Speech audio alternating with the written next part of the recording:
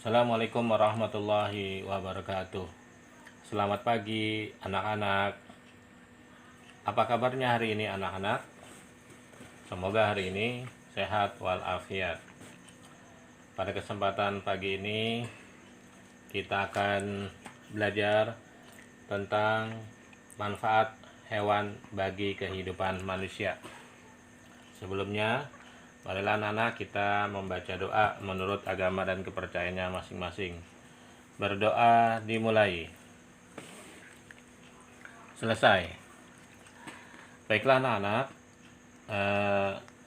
dibuka buku halaman 73. Coba anak-anak dibuka buku halaman 73, yaitu tema 2, subtema 2, pembelajaran 3, yaitu tentang manfaat hewan bagi kehidupan manusia. Sudah dibuka halaman 73. Nah, pada pembelajaran ketiga ini, tujuan pembelajarnya adalah siswa dapat menceritakan kembali isi dongeng dengan bahasa sendiri. Yang kedua, tujuannya adalah dapat menemukan sifat pertukaran pada perkalian. Kucing adalah hewan jinak yang dipelihara manusia. Banyak manfaat dari memelihara kucing. Kucing sebagai teman bermain, dapat menghilangkan stres dan menghalau tikus. Ibu Beni suka kucing, namun tidak memelihara kucing. Kucing-kucing liar sering berkumpul di rumah Beni, sebab ibu sering memberi makan kucing-kucing yang datang ke rumah. Beni sering memperhatikan tingkah kucing-kucing. Ada kalanya mereka bermain dengan tirai yang tertiup angin. Seringnya mereka bertengkar saat makan. Gerakan kucing-kucing itu lucu dan menggemaskan. Jadi anak-anak, manfaat dari hewan kucing itu, pertama apa anak-anak tadi? Dapat menghilangkan stres dan bisa menghalau tikus, kemudian juga bisa bermain dengan kucing. Itu manfaatnya dari memelihara kucing. Baiklah anak-anak, pada halaman 74 dilanjutkan. Sudah dibuka bukunya halaman 74 anak-anak. Beni sedang membaca majalah tentang harimau. Harimau adalah salah satu hewan buas. Tempat hidupnya di hutan belantara. Jumlah harimau di dunia semakin berkurang, maka harimau termasuk binatang yang dilindungi. Bapak akan membacakan cerita dongeng tentang kisah petani dan anak harimau. Pengarangnya anonim. Anonim ini berarti ini tidak diketahui pengarangnya ini. Perhatikan anak-anak, di sebuah desa di Pulau Jawa tinggallah seorang kakek. Ia terkenal baik hati dan ramah. Namanya Ki Maulaya. Para warga desa sangat segan dan mengagumi beliau. Sifatnya yang arif dan bijaksana sering dijadikan tempat bertanya ketika ada perselisihan. Suatu hari, Ki Maulaya pulang dari sawah. Di tengah-tengah perjalanan menuju rumahnya, Ki Maulaya terhenti oleh suara yang didengarnya. Ia pun mencari dari mana suara itu berasal. Dia menemukan sebuah lubang jebakan. Dilihatnya, ada 3 ekor anak harimau yang terjebak dan tak bisa keluar. Melihat bahwa binatang yang dia temukan bisa membahayakannya, dia pun tertegun sejenak. Setelah beberapa saat terpaku, Ki Maulaya dapat menekan rasa takutnya. Aku percaya bahwa kebaikan pasti dibalas dengan kebaikan pula. Baiklah anak, pada halaman 76 dilanjutkan. Dikeluarkannya satu persatu anak harimau itu.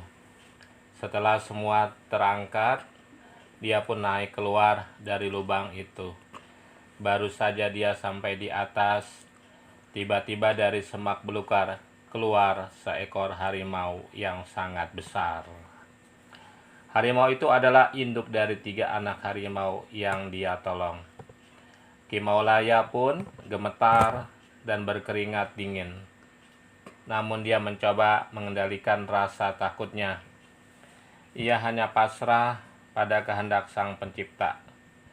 Harimau itu mendekatinya sambil mengendus-endus Ki Maulaya. Lalu dia pergi membawa anak-anaknya.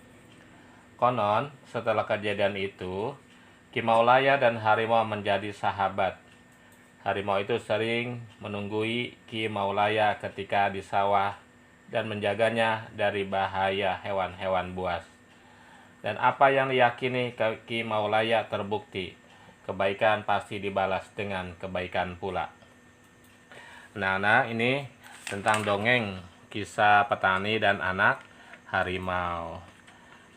Nanti Bapak sudah buat linknya, nanti anak-anak menceritakan kembali tentang dongeng kisah petani dan anak harimau.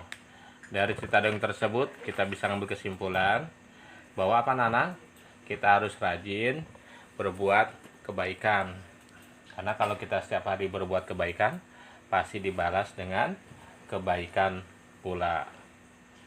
Kita harus yakini bahwa kebaikan akan dibalas dengan kebaikan. Jadi dalam kehidupan sehari-hari, anak-anak harus berbuat baik kepada orang tua, kepada teman-teman sekalian, baik di lingkungan masyarakat dan di rumah. Kemudian dilanjutkan pada halaman 77 anak-anak. Sore hari Beni memasukkan ayam-ayamnya ke kandang.